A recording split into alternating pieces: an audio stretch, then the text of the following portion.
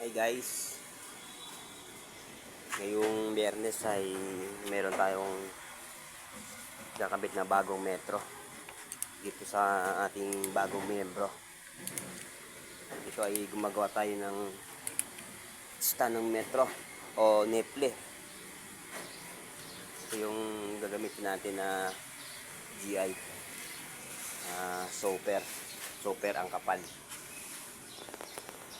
Magti-trade muna tayo para magawa natin ng trade.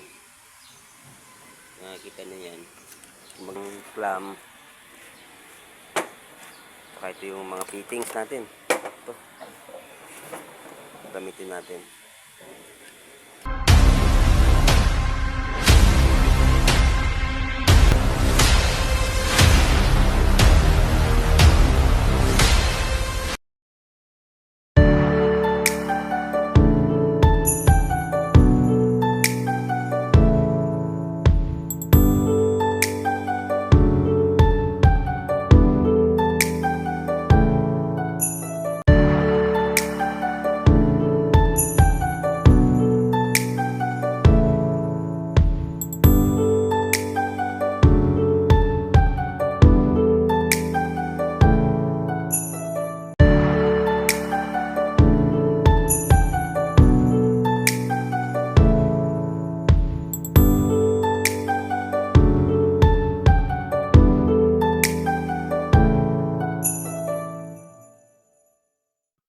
Yun guys, natapos na natin yung pag-install ng bagong linya para sa ating bagong membro.